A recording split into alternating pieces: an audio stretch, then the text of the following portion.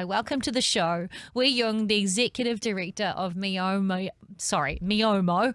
I struggle with that. Good morning, Wee-Yeong. Great to have you this morning. Yeah, so good to be here again, Kat. Thank you. And it stands for Making It On My Own, doesn't it? It does, Miomo. absolutely. Quite a mouthful, but we're always excited to help young people and their families. So excited to talk about this morning's topic. Yep. Well, it's an interesting one. And I think personally, like I've been impacted by this. I had a situation last year where my daughter was on her laptop and she was doing lots of stuff, and she started looking a little bit secretive because she'd slapped the cover down when we come near her, and I thought that's unusual because normally she wouldn't care if we're walking past. And then I said, can you show me what's going on? She didn't want to, so I said, please give me your laptop.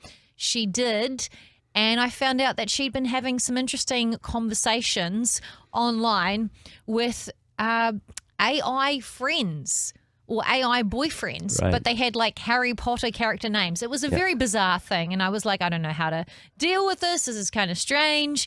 And it wasn't sinister in the slightest, but you could see how easily things could turn, right? So let's talk about this. Like, how do you see AI? Let's start with AI, for example. Yes. How do you see AI shaping the future generations, and what are the things that we should really be looking out for? Yeah, I guess with anything technology, we have to realize that it's here to stay and things are progressing rather rapidly. And so I think for our generation, it's kind of like, can it just slow down a little bit, you know? Like, I'm not ready. I haven't caught up yet. Exactly. And I guess the thing is that we don't have to be experts in the technology because technology changes. One of my mentors always say to me, you know, methods may change, Wee-Yeong, but principles never do. Right. So the method, the technology, it's going to continue to increase and at a rapid pace. But the principles here, I always say to parents, like the biggest preventative measure of the risks online is our relationship with our children. And so I think, again, I sound like a broken record sometimes. Hey, but it's important. Yeah. And I think one of the things that I always say to parents is like, ask your kids, like if, you know, develop a relationship that is open, talk to them about these things, right? Don't just bring it up when it's a teaching moment, right? Like ask them, hey, what do you know about AI? Do you guys use it at school?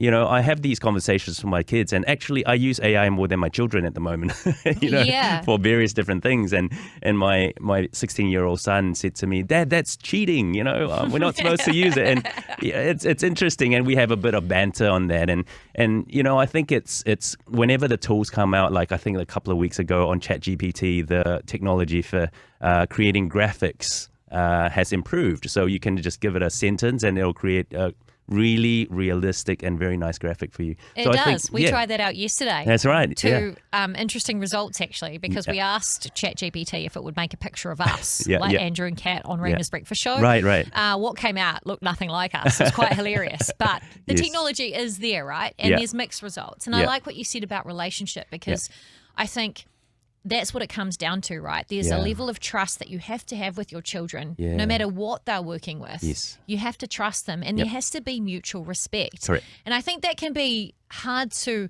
cultivate. Let's say if you've grown up in an environment when maybe your parents never respected or trusted you. Right. Like, how do you kind of walk that out with your children, right? Yes. It's challenging, isn't it? It is. And I think it's like turning the table. And I always try to play the dumb card. Whenever I work with young people, I'm like, hey, look, I'm old.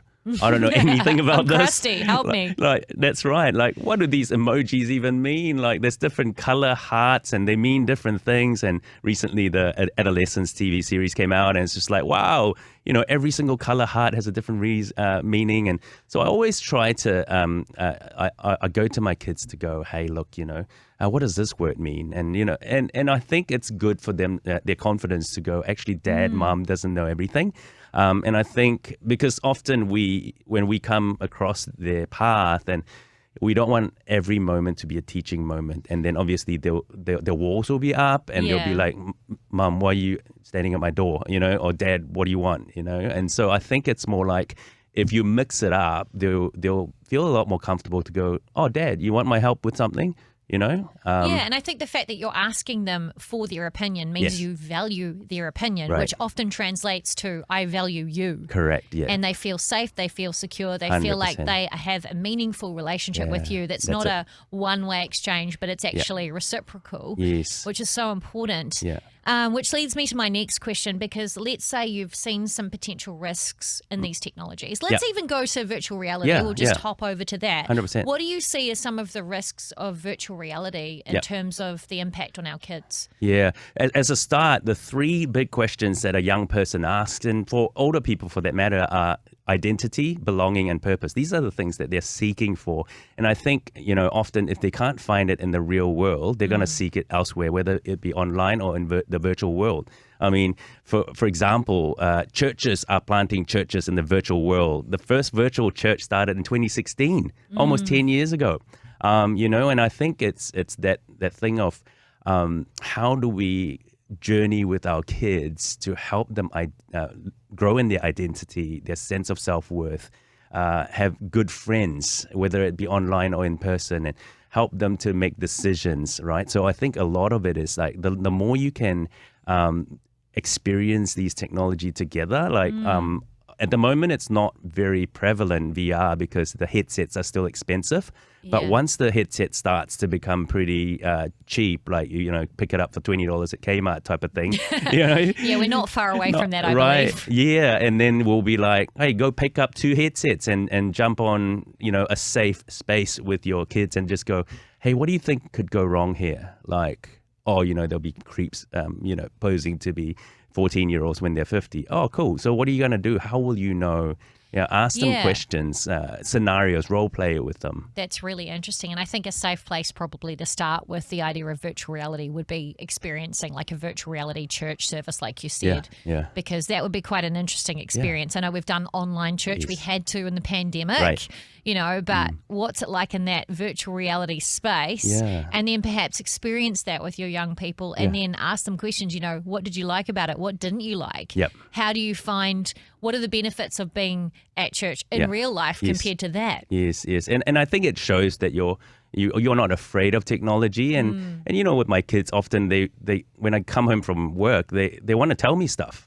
They're like, oh, Dad, this happened at school, or this happened at my sports game, or and this happened in the speed cubing community because I'm very involved with that. So they know that I'm involved in what they're doing. I don't have to be there all the time. But as long as they know I'm interested, then I think, again, it goes back to relationship with your kids. Look, and if that's something that you're struggling with or you'd like some coaching or advice, Miomo is here to help. So where can people go if they'd like to seek out more information or help? Sure. It's our website, www.miomo.com.